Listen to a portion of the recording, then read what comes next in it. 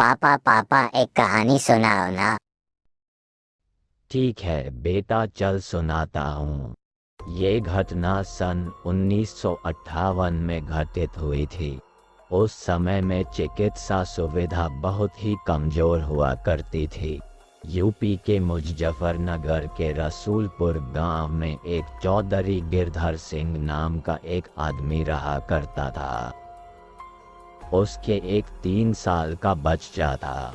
उसे चेचक हो गया और काफी इलाज करने के बाद भी वो जिंदा नहीं बच सका। रात में उसकी मौत होने से सुबह उसके अंतिम संस्कार करने का निर्णय किया।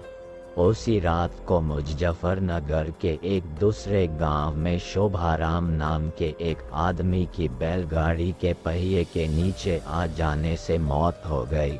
उसको अस्पताल ले जाते वक्त रास्ते में ही उसकी मौत हो गई। मृतक के घर वालों ने उसका दाह संस्कार कर दिया।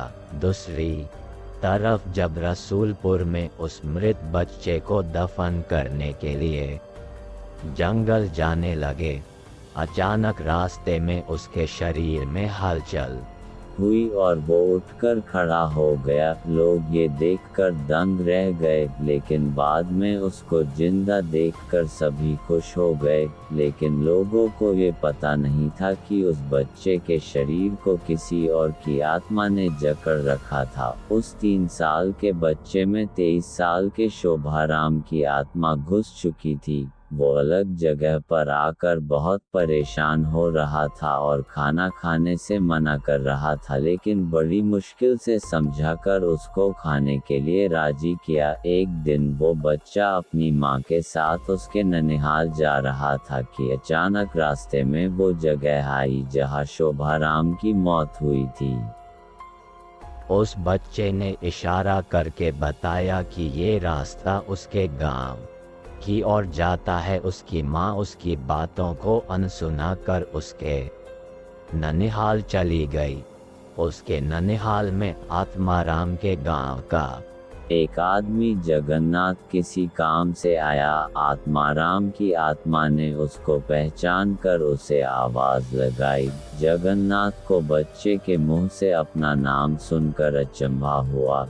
जगन्नाथ के पूछने पर उस बच्चे ने उसका पूरा इतिहास बता दिया और बोला कि मेरी मौत से पहले ही तुम लोगों ने मुझे जला दिया, और इस बच्चे के खाली शरीर को देखकर इसमें रहने लग गया। जब जगन्नाथ ने ये बात अपने गांव में बताई तो उसके पूरे परिवार के आत्माराम से मिलने चल दिए। उस बच्चे ने सबको पहचान लिया और वो उनके साथ उसके गांव चल दिया और उसने वापस रसलपुर आने से मना कर दिया, लेकिन लोगों के समझाने पर मान गया। इस तरह वो 2 परिवारों को साथ लेकर चलता रहा। इस कहानी से हमें ये पता चलता कि यदि कम उम्र में किसी की मौत हो जाती है तो वो अपनी अधूरी इच्छाओं को पूरा करने के लिए किसी के शरीर को इसका जरिया बना सकती है। दोस्तों, मैं आपको बताना चाहता हूँ कि ये तो केवल कहानी है, लेकिन हकीकत में ऐसे कुछ मामले होते हैं जिनको कोई पहचान नहीं पाता है।